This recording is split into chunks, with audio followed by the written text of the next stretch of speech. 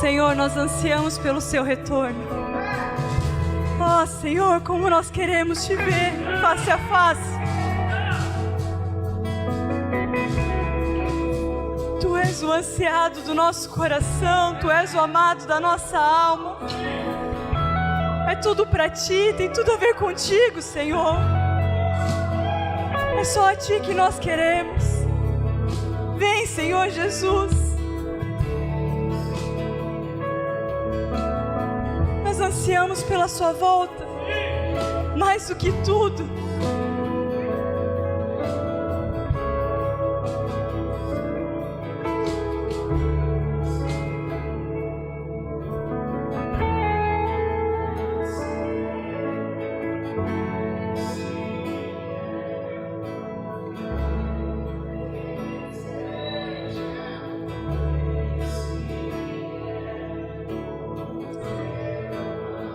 Ó Senhor, que a nossa vida apresse o seu retorno. Que tudo que nós somos, que tudo que nós fazemos apresse o seu retorno. Que o nosso amor por Ti apresse o seu retorno. Ó Senhor, a nossa vida é Sua, nós queremos Te adorar, Te glorificar em tudo que nós somos. Senhor, que a nossa vida suma como aroma suave a Ti. Que a nossa vida expresse o Seu reino aqui na terra. Que tudo que nós fizermos, que tudo que nós somos, Senhor, seja expressão de Você.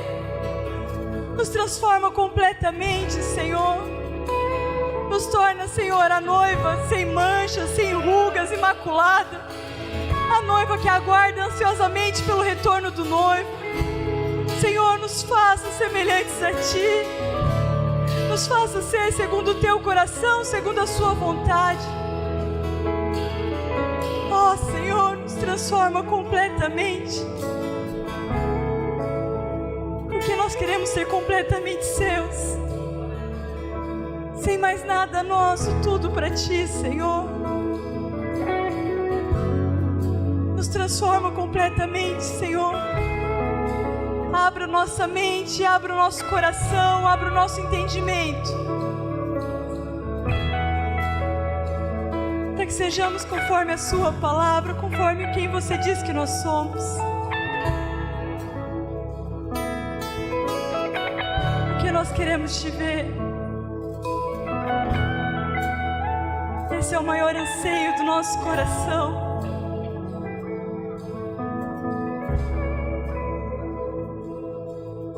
Ó Senhor, nos faz parecidos contigo. Nos transforma por completo. Abra os nossos ouvidos, abra o nosso coração, abra a nossa mente, para ganhar a forma que o Senhor quer, para que façamos segundo a Sua vontade, para que a Sua vontade seja estabelecida aqui na terra como ela é feita no céu. Senhor, nos faça agentes de transformação. Nos faça pessoas que realmente expandem o Seu reino aqui na terra. Pessoas que realmente demonstram quem Você é a todos os cantos que vão. Faça-nos, Senhor, semelhantes a Ti. Em Seu nome. Amém.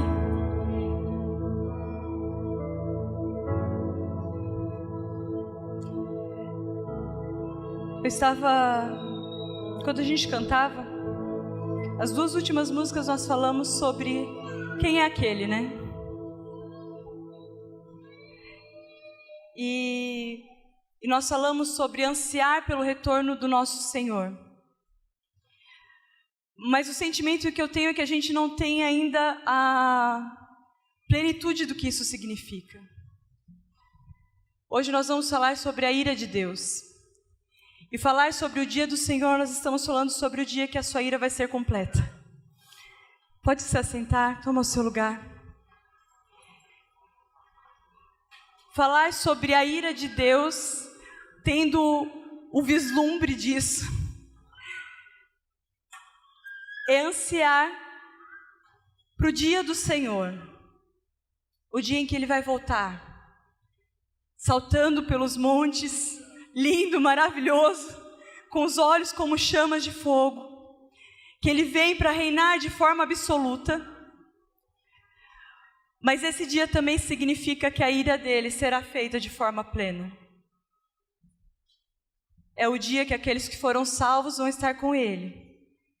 Mas é o dia que aqueles que não foram salvos vão ser completamente condenados. Por isso que eu falei que eu acho que a gente não tem a plena convicção disso. Porque se nós tivéssemos essa convicção, nós começaríamos a agir como os primeiros discípulos, que saem pela rua falando de Jesus a todos os cantos. Porque quando nós começamos a ganhar o coração de Deus, quando a gente começa a ter o coração igual ao dele, nós não queremos que ninguém se perca. O anseio pela vinda de Jesus precisa ser expresso no meu desejo, no meu anseio para que as pessoas se convertam. Para que pessoas se rendam a Ele. Mas parece que a igreja entrou num lugar onde que parece que a vinda de Jesus é praticamente um escapismo. Eu vou escapar deste mundo. Porque o mundo está difícil, o bicho está pegando. E aí vem Jesus para resolver as coisas. E Ele vai resolver as coisas. Isso é bom, porque Ele vai estar com a gente. Sem dúvida nenhuma, esse deve ser o anseio de todo cristão.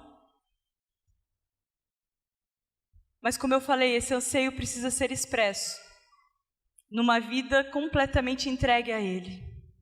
Num anseio para que outras pessoas se rendam completamente a Ele. Eu não quis dar um balde de água fria, me perdoem se eu dei. Mas é que toda vez que eu canto isso me constrange demais.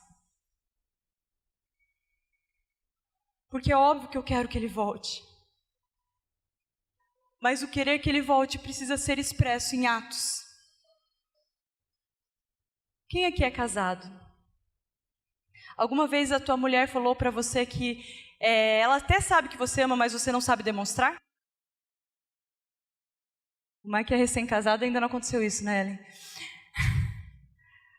Mas sabe, a impressão que eu tenho é que o povo de Deus fala que anseia pelo retorno dele, anseia pela vinda dele, que o ama com tudo que tem, mas não sabe demonstrar. Porque os nossos atos não dizem o que a gente está falando. A gente fala um negócio e vive outro negócio. Isso é muito triste. Nós precisamos começar a nos posicionar como um povo que realmente ama a Deus. E as nossas ações precisam ser expressão disso. E isso não tem nada a ver com a palavra que eu vou pregar, mas é algo que Deus estava colocando no meu coração. Eu imagino que vocês estejam sentindo falta de alguém com uma blusa floral aqui na frente, então o Raul veio representando. Né, eu mandei uma foto pro meu pai e falei que ele veio de Evaldinho hoje. E o Eliel do outro lado também para, ficar bem marcado, assim, balancear o negócio. Os meus pais tiraram uns dias de folga, de descanso, glória a Deus, para repor as forças, para eles poderem derramar ainda mais. E aí, é óbvio, a gente ficou incumbido de estar aqui e trazer a palavra de Deus. Hoje de manhã o Cezito trouxe, foi bênção demais. À tarde foi o Raulzeira. Os dois tremiam mais que não sei o quê, mas foi muito bom. Deus falou demais através deles. E se você não estava, eu te convido a assistir depois. Então, como eu falei, a gente vai falar sobre Romanos, a ira de Deus. É interessante porque esse tema é um tema que a gente pouco fala. Porque, vamos ser bem sinceros, é bem mais fácil falar do amor de Deus, da justiça de Deus, da bondade de Deus, até porque nos agrada muito mais. E porque também, quando a gente pensa num Deus que é amor, não faz sentido um Deus que é amor ser irado na nossa mente humana. Mas tem uma frase do Tozer, no livro Conhecimento do Santo, que ele fala que Deus não entra em contradição consigo mesmo. Nenhum atributo de Deus conflita com o outro. Isso é muito interessante. O fato de Deus ser completamente amor não vai contra o fato de Ele ser completamente justo. E o fato de Ele ser completamente justo não vai contra o fato de Ele ser completamente santo. Um atributo de Deus não exclui o outro. E quando nós estamos falando sobre a ira de Deus, nós estamos falando sobre a justiça de Deus, que vem, como eu falei, de forma plena no dia do Senhor.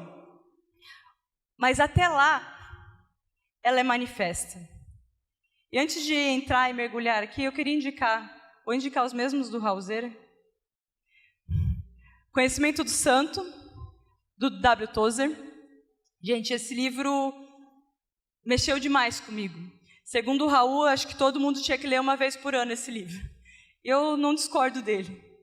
É um livro que te confronta com quem Deus é. Eu acho que nós conhecemos pouco de Deus. Nós geralmente vamos para Deus por causa daquilo que Ele pode nos dar e não por causa daquilo que Ele é. E, gente, vamos ser bem sinceros, o relacionamento interesseiro é a pior coisa que existe na face da terra. E nós nos aproximamos de Deus assim. E eu estou te convidando a mudar essa história, a conhecer esse Deus que você diz que serve, de verdade. E aí o melhor lugar para você conhecer Ele é a Bíblia. Não tem outro lugar. Uma das estatísticas mais tristes é que os cristãos leem pouco a Bíblia. Boa parte dos cristãos nunca leram a Bíblia inteira. Quem já leu a Bíblia inteira? Ainda tem poucas mãos levantadas. Sabe, nós estamos falando sobre esse Deus que a gente ama, que a gente anseia, que a gente quer, mas acaba sendo expresso por um amor interesseiro, porque nós queremos aquilo que Ele pode nos dar, e não aquilo que Ele é. Nós precisamos conhecer a Deus de verdade. Então vamos lá, abre aí comigo Romanos 1, 18 a 23. Esse é o versículo do dia. É o versículo que vocês leram no GP, mas não tem como fugir desse versículo para falar sobre a ira de Deus. Abriram? Romanos 1, 18 a 23. Portanto, a ira de Deus é revelada dos céus contra toda impiedade e injustiça dos homens que suprimem a verdade pela injustiça. Pois o que de Deus pode conhecer é manifesto entre eles, porque Deus lhes manifestou. Pois desde a criação do mundo, os atributos invisíveis de Deus, seu eterno poder, sua natureza divina, têm sido vistos claramente, sendo compreendidos por meio das coisas criadas, de forma que tais homens são indesculpáveis. Porque tendo conhecido a Deus, não o glorificaram como Deus, nem lhe renderam graças. Mas os seus pensamentos tornaram-se fúteis, e o coração insensato deles obscureceu-se. Dizendo-se sábios, tornaram-se loucos, e trocaram a glória do Deus imortal por imagens feitas segundo a semelhança do homem natural, bem como de pássaros, quadrúpedes e répteis. Então vamos lá, a ira de Deus é revelada contra o quê? Eu vou te mostrar como que eu medito na palavra de Deus hoje. Vocês vão meditar comigo nesse texto. O texto ele começa falando que a ira de Deus, ela é manifesta com relação a 3 grupos específicos. O primeiro ele fala contra toda impiedade. É a primeira coisa que ele coloca. É interessante, eu fui pesquisar no dicionário o que é impiedade. Ele fala qualidade ou caráter de um ímpio. Interessante, né? Geralmente a primeira coisa que a gente pensa é que impiedade é não ter pena dos outros. Mas aqui ele está falando que impiedade é o caráter ou a qualidade de um ímpio. E sabe o que significa ímpio? É aquele que não tem fé ou que tem desprezo pelo que a religião diz. Então, quando ele fala sobre o primeiro grupo, impiedade, ele está falando sobre pessoas que não creem em Deus. Esse é o primeiro grupo que ele fala que a ira dele se manifesta. É com relação ao caráter ou à qualidade de pessoas que não creem em Deus. O segundo grupo que ele fala com relação à injustiça dos homens que suprimem a verdade pela sua injustiça. Então ele fala sobre a ausência de justiça. Injustiça, ausência de justiça. São pessoas que violam o direito do outro. O que a Bíblia diz sobre o direito do outro? Ele fala amar a Deus acima de todas as coisas e ao seu próximo como a si mesmo. Injustiça, então, Deus está falando sobre aqueles que tiram o direito de ser amado do outro. E quanto a isso, a ira de Deus se manifesta. Todo aquele que tira o direito de ser amado do outro. E o terceiro grupo que ele fala é pessoas que conheceram a Deus, mas mesmo tendo conhecido a Deus, não o glorificaram como Deus. São 3 grupos muito claros que a ira de Deus se manifesta de forma plena. E é interessante porque ele não fala do dia do Senhor, ele está falando que a ira de Deus se manifesta. E aí vamos para o português. Se manifesta significa que se manifesta hoje. Não vai se manifestar no dia do Senhor, nem se manifestou quando desceu fogo do céu. A ira de Deus se manifesta contra toda impiedade, contra todos os homens que pela injustiça suprimem a verdade e contra aqueles que, tendo conhecido a Deus, não o glorificaram como Deus. São os 3 grupos que a ira de Deus se manifesta. Mas vamos lá. Por que um Deus bom, que é completamente bom, que amou o mundo de tal maneira, que enviou seu Filho Jesus, manifesta essa ira? Porque, na nossa mente humana, uma coisa contradiz a outra, certo? Quem está comigo aí? No texto ali, ele fala que desde a criação do mundo, os atributos invisíveis de Deus, seu eterno poder, a sua natureza divina têm sido vistos claramente, sendo compreendidos por meio das coisas criadas, de forma que tais homens são indesculpáveis. Sabe por que a ira de Deus se manifesta, mesmo ele sendo completamente bom, completamente amor? Porque ele é um Deus justo. Deus amou o mundo de tal maneira que enviou o seu Filho, como a gente ouviu do Eliel falando, que eu achei incrível, aliás, os 4 pontos.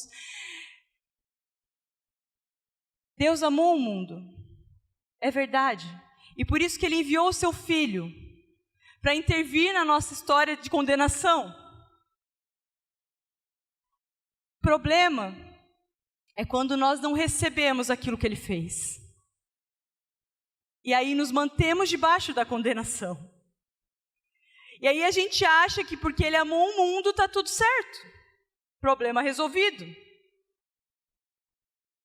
Realmente, se você entregou a sua vida para ele.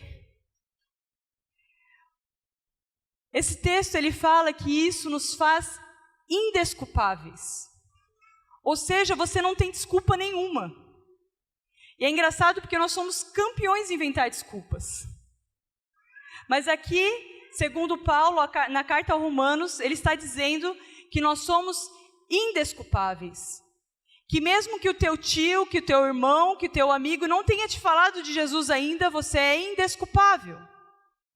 Porque desde a criação do mundo, toda a natureza criada manifesta Deus. Todas as coisas manifestam Deus.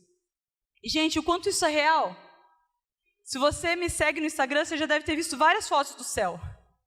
Porque toda vez que eu olho para o céu, eu não consigo dizer que não é Deus. Porque a natureza criada manifesta. Toda a natureza criada manifesta Deus. Mas mesmo ele se manifestando desde sempre, desde que ele criou o mundo, ainda existem pessoas que escolhem não estar nele. Isso é uma escolha? Isso é uma decisão? E aí que está o problema. Muitos de nós escolhemos mal.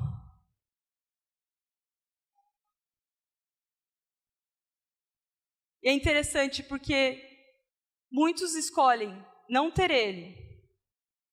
Outros escolhem ter ele, mas não o glorificar como Deus. E esse lugar é muito sério. Eu estou falando com pessoas que estão numa igreja. Então eu imagino que vocês escolheram por ter ele, de alguma forma, em algum nível. Mas muitas vezes nós escolhemos por ter ele, mas ainda nos posicionamos como Deus da relação. Nós ainda achamos que a glória é para nós. E entramos em crise quando as coisas não acontecem do jeito que nós achamos que deveria acontecer. Porque ainda não entendemos quem é o Deus. Porque ainda não conhecemos Deus. Tem um texto de Hebreus, que desde a primeira vez que eu li esse texto, sabe aqueles textos que quando você lê, você pensa, meu Deus, esse texto não estava na Bíblia? Alguém já teve essa impressão? Tem alguns textos que eu acho que Deus planta quando eu estou lendo, só pode. Parece que eu nunca tinha visto o texto e um tempo atrás eu estava relendo a Bíblia e esse texto me chocou demais. Está em Hebreus 6, 4-6, ele fala, ora, para aqueles que uma vez foram iluminados, provaram o dom celestial, tornaram-se participantes do Espírito Santo, experimentaram a bondade da palavra de Deus e os poderes da era que há de vir, e caíram, é impossível que sejam reconduzidos ao arrependimento, pois para si mesmos estão crucificando de novo o Filho de Deus, sujeitando a desonra pública. Pessoas que, tendo conhecido a Deus, não o glorificaram como Deus. E, gente, a coisa mais difícil é tentar converter um desviado. Alguém já tentou? Porque a pessoa conheceu a Deus. Ela conheceu a vida na igreja, ela viu a manifestação do reino de Deus, mas mesmo tendo visto tudo isso, mesmo tendo conhecido a Deus, decidiu não o glorificar como Deus. Por uma escolha. O que nos afasta de Deus ou o que nos aproxima de Deus é uma escolha que nós tomamos. E esse é o mais triste, porque muitos de nós escolhemos errado. Eu por muito tempo escolhi errado. Por muito tempo eu conhecia Deus, eu sabia quem Ele era, porque eu nasci na igreja, mas eu não o glorificava como Deus. Eu ainda achava que eu precisava viver a minha vida, ter as minhas coisas, viver do jeito que eu gostava, para que as pessoas ao meu lado me achassem legal e tudo mais. Eu conhecia Deus, mas não o glorificava como Deus. Como que a ira dele se manifesta? Volta lá para o texto. Ele fala que, tendo conhecido a Deus, não o glorificaram como Deus, nem lhe renderam graças. Mas os seus pensamentos tornaram-se fúteis, e o coração insensato deles obscureceu-se. Dizendo-se sábios, tornaram-se loucos. Trocaram a glória do Deus imortal por imagens, feitas segundo a semelhança do homem. Aí ele fala sobre o processo, 3 processos, que é a manifestação da ira de Deus. O primeiro é que ele nos entrega o nosso modo inútil de pensar. É interessante quanto isso é real. Eu estava pensando nisso, de que o modo inútil de pensar tem a ver com o momento quando a gente começa a acreditar no que o mundo está dizendo. E a gente começa a viver a partir daquilo que o mundo está dizendo. Essa é uma coisa bem triste que acontece com boa parte da igreja. Mas a segunda coisa que eu acho que é mais triste ainda, é quando nós começamos a acreditar nas nossas próprias mentiras. Quando nós começamos a arranjar desculpa do porquê nós estamos fazendo aquilo. Sabe aquele momento quando você parou de orar, e daí você começa, bom, eu só não estou orando por causa disso e disso, daquilo. Não é que eu não quero estar com Deus. Ou quando você pisa na bola, e você começa a inventar desculpas para você mesmo, e você fala assim, bom, na verdade não é que eu sou ruim assim, é porque a tentação foi forte e tudo mais. Entregues ao modo inútil de pensar. É quando ao invés de a gente ir para diante de Deus, dobrar os nossos joelhos e pedir a misericórdia dele, nós começamos a inventar desculpas. Sabe por que Davi foi reconhecido como um coração segundo o coração de Deus? Porque quando ele pisou na bola, gente, ele pisou feio na bola. Quando caiu em si, a primeira coisa que ele fez foi rasgar as vestes dele, ir para diante de Deus e clamar pela misericórdia dele. Ele estava no modo inútil de pensar dele. Ele foi lá, chamou o marido de Betseba, mandou ele para o fronte para matar ele. Vamos ser bem sinceros, que modo inútil de pensar. Mas quantas vezes nós fazemos isso? E é engraçado que para tapar o buraco que a gente fez, a gente abre um buraco maior ainda. E foi o que Davi fez. Davi pecou, se deitou com a mulher, ela engravidou. Ele, deu ruim. Então eu vou fazer uma coisa pior, para o buraco ficar maior ainda. E a gente lê aquilo e fica pensando, nossa, que coisa, meu Deus, ele fez isso. A gente faz igualzinho. É mais fácil apontar o dedo para o outro, né?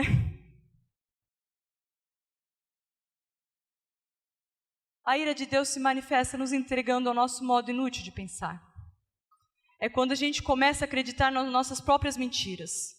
Ou quando a gente começa a acreditar no que o mundo está dizendo. Sabe quando sua família chega para ti e fala assim, nossa, você está indo demais na igreja. Aí você pensa, nossa, é verdade, eu estou indo demais na igreja. Meu irmão, você entregou sua vida inteira para Deus.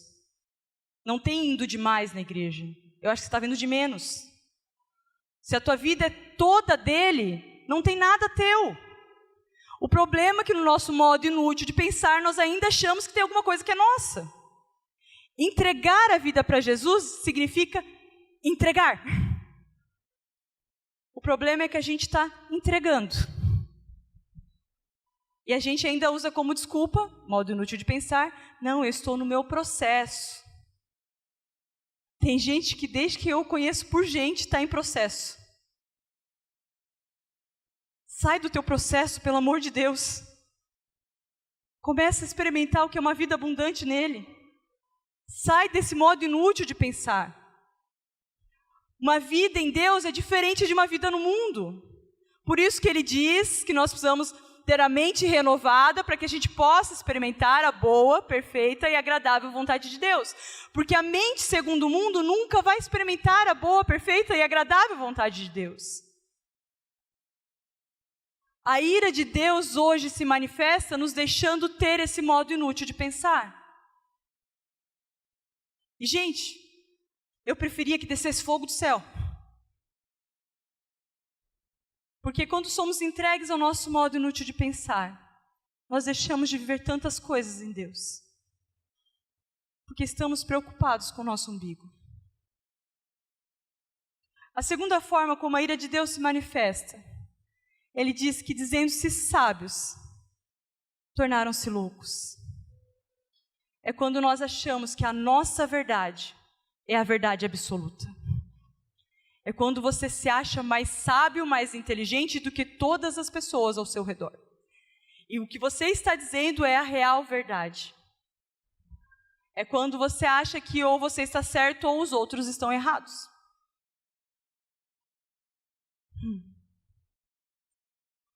Alguém consegue admitir que é assim?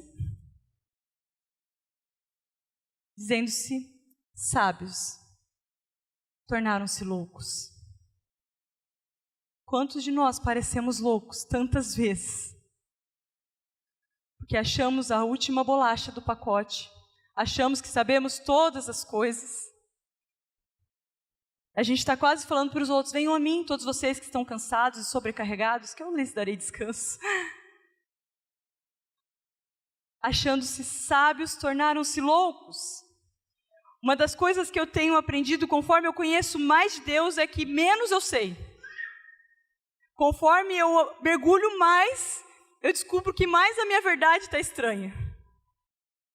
Porque é a verdade de Deus que é absoluta, não é a sua verdade. E se a sua verdade não condiz com a verdade de Deus, não é verdade. Porque como Ele mesmo falou, Ele é o caminho, a verdade e a vida. Ele é a verdade. Então, se a tua verdade não condiz com a verdade dele, a sua verdade não é verdade. Dizendo-se sábios, tornaram-se loucos. Quantos de nós ficamos tentando tirar textos da Bíblia para poder fundamentar as nossas esquisitices? Sabe quando você quer fazer uma coisa louca e você abre a Bíblia, coloca o dedo e daí você fala assim, palavra de Deus. Meu irmão, conheça Deus de verdade. Conheça a Bíblia capa a capa. Aí você não vai precisar tirar na sorte para descobrir o que Deus quer que você faça. Dizendo-se sábios, tornaram-se loucos.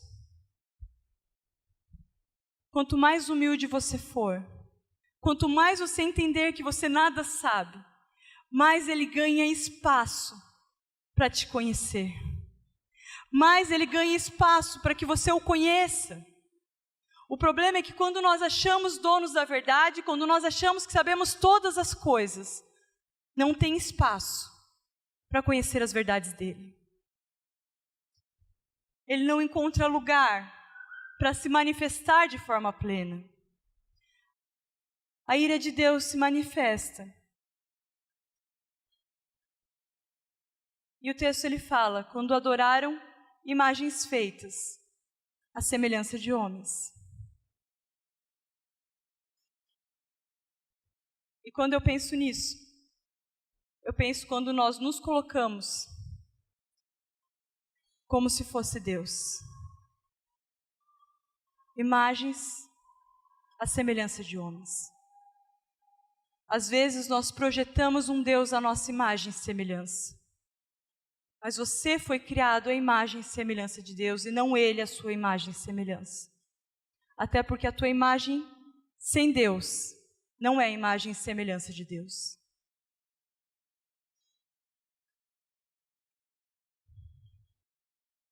Quantas vezes nós estamos criando um Deus conforme o nosso padrão. E aqui ele diz que a ira de Deus se manifesta nos entregando a isso. Quando nós não o glorificamos como Deus, Ele nos deixa glorificar aquilo que a gente está querendo glorificar. Mas uma das coisas que eu conheço de Deus é que Ele não divide a glória dEle com ninguém. Isso quer dizer que ou é Ele, ou não é nada.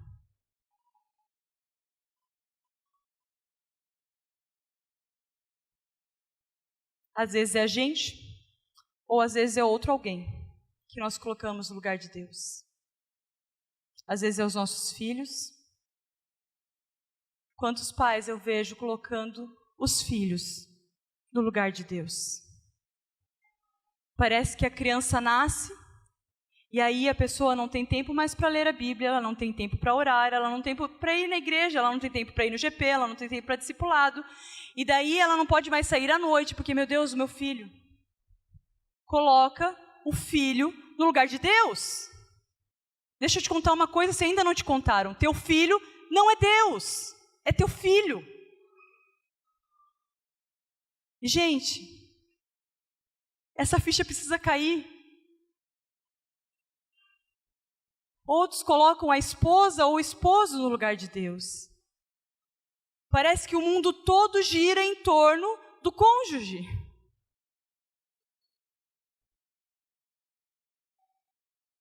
Eu quero te dar uma dica.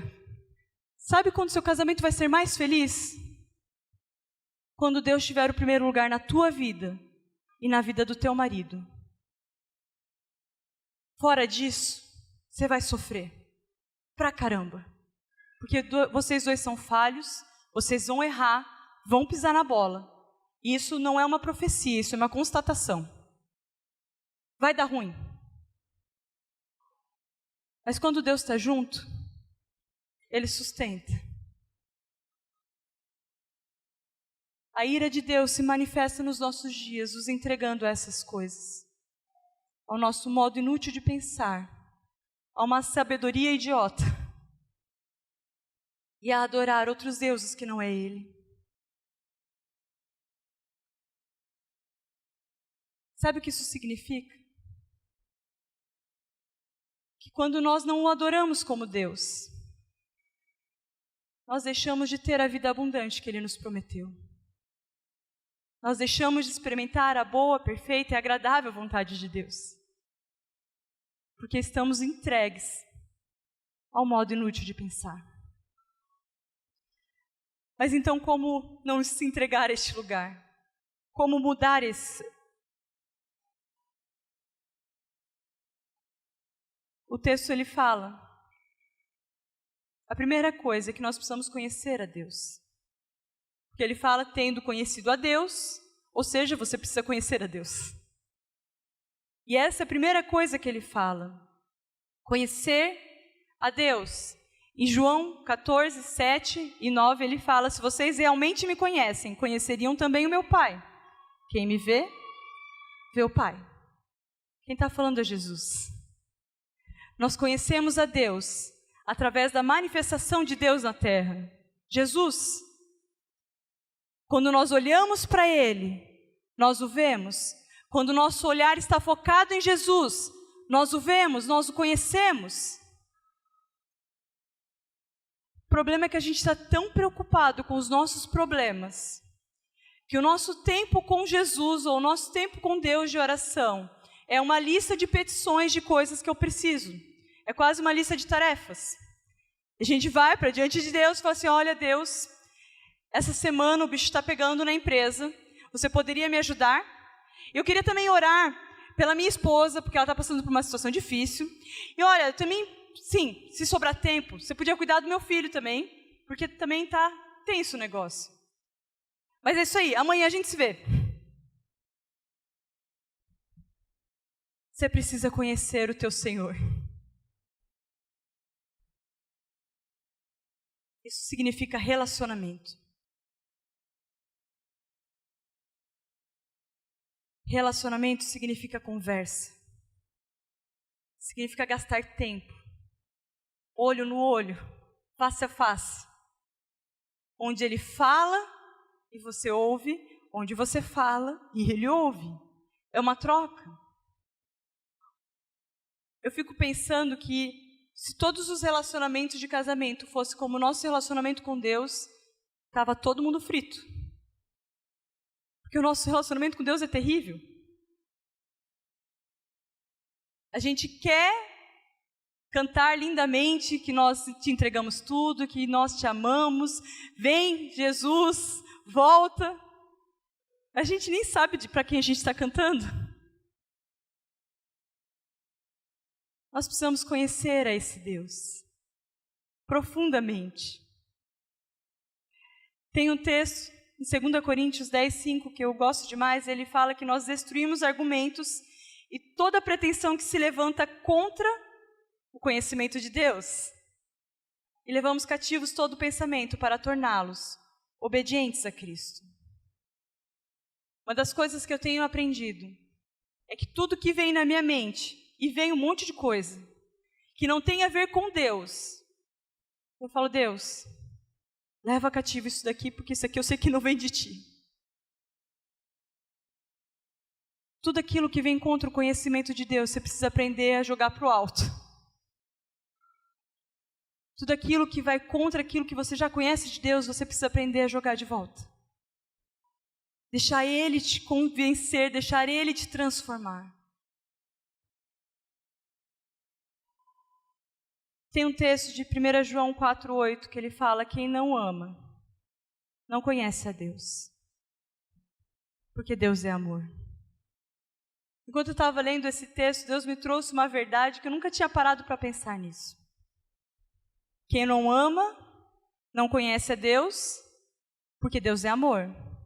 Isso significa que quanto mais nós exercemos aquilo que Deus é, mais o conhecemos. Quanto mais amamos, mais conhecemos Ele, porque Ele é amor. Quanto mais somos justos, mais conhecemos Ele, porque Ele é justo. Está fazendo sentido? Quem não ama não conhece a Deus, porque Deus é amor. Quem não age com justiça não conhece a Deus, porque Deus é justo.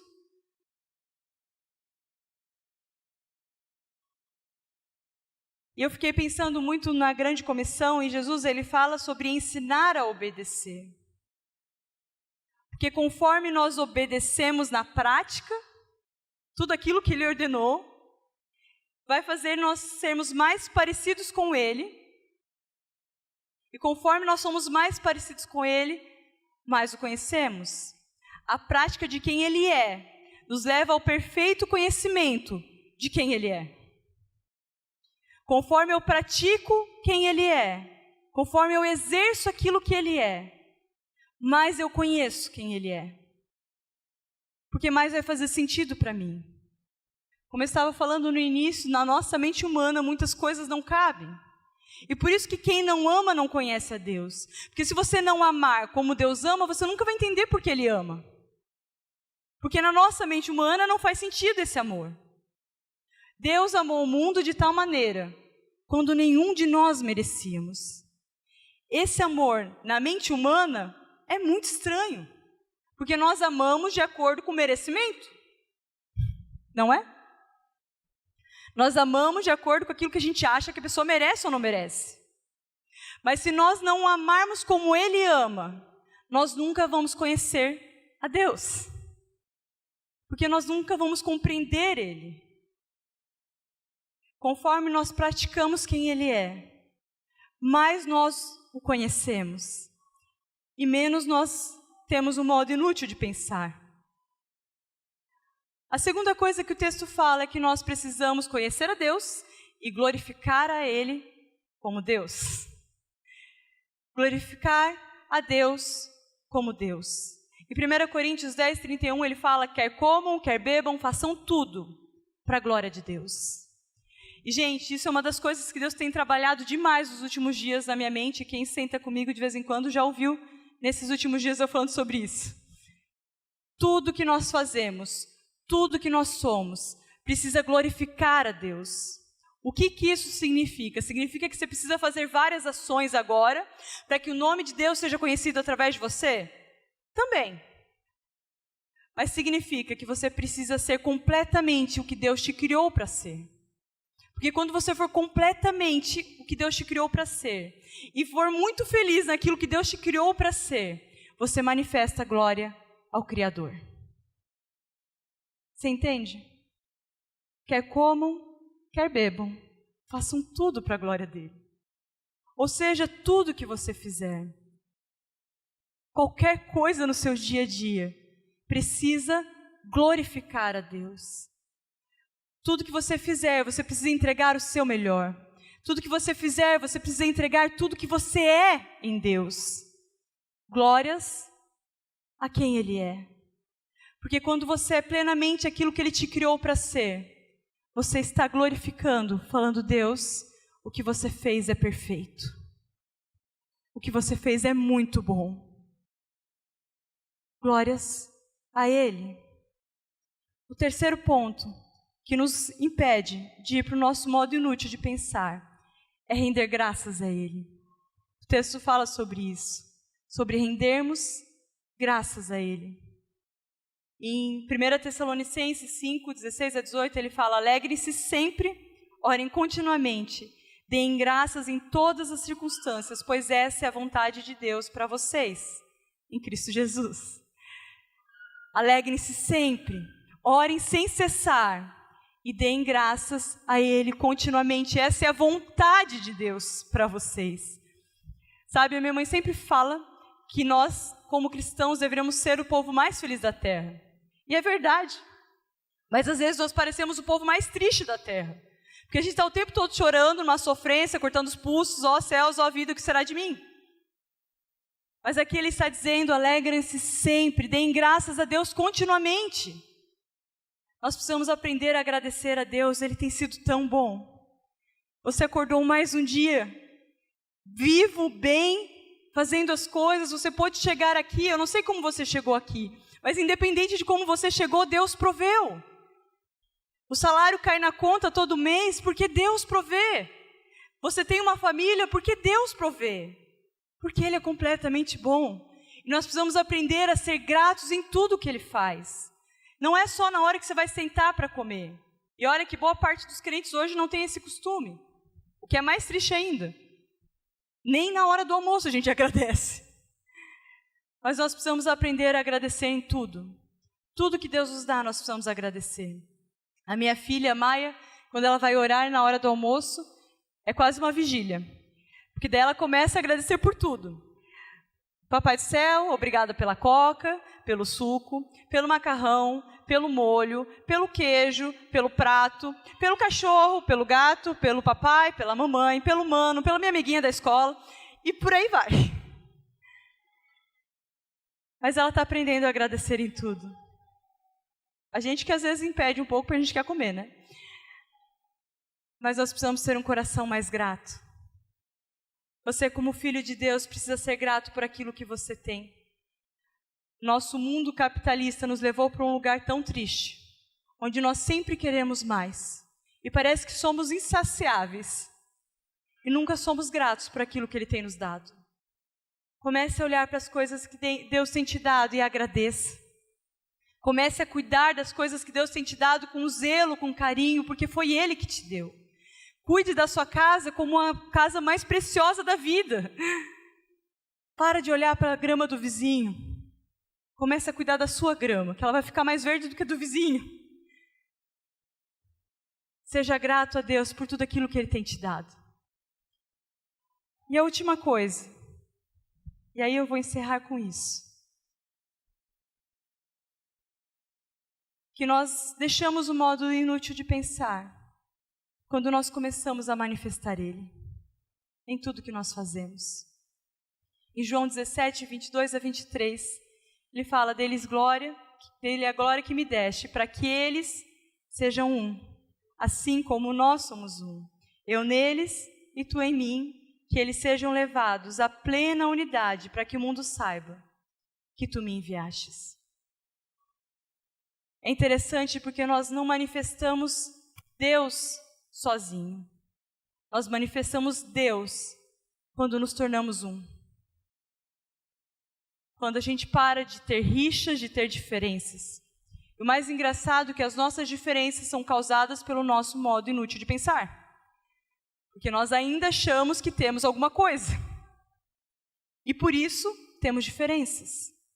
Mas quando nós começarmos a entender individualmente que eu não tenho mais nada, que tudo é dele, a minha vida é dele, aí coletivamente nós começamos a nos tornar um. Primeiro você precisa morrer para você, viver para Ele. A hora que todos nós vivermos para Ele, nós nos tornamos um. Nós teremos um só modo de pensar, não por causa do teu líder, mas por causa de Cristo, que é o cabeça da igreja.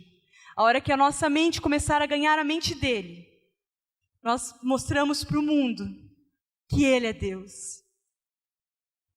Eu não sei se você concorda comigo, mas eu creio com toda a minha força que Ele é Deus. Que Ele veio ao mundo morrer por mim e por você, para que nós nos tornássemos um corpo só e tivéssemos uma vida plena nele.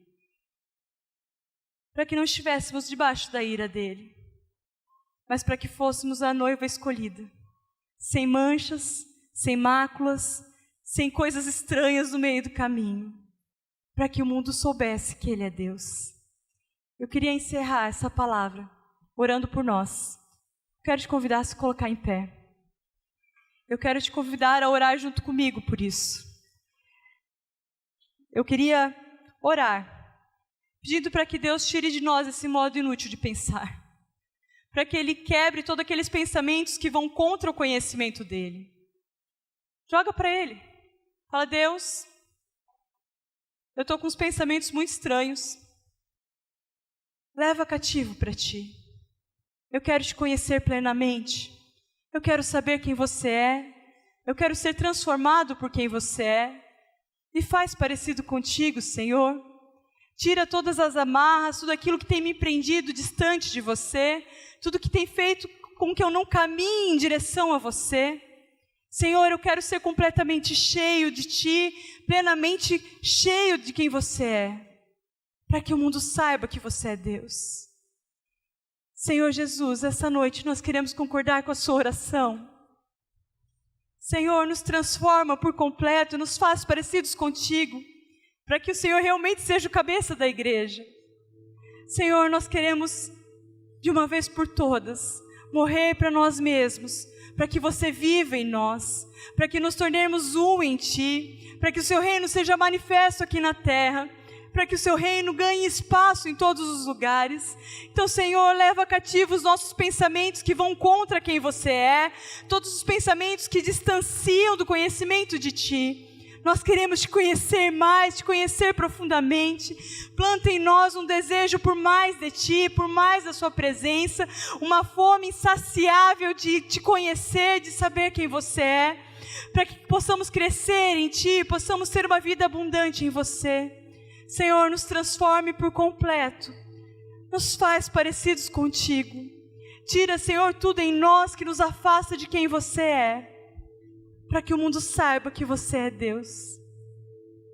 Em Seu nome. Amém. Que a graça do nosso Senhor esteja sobre você. Que a bênção dEle seja derramada sobre a sua vida. Que essa seja uma semana que você conheça Deus de forma plena.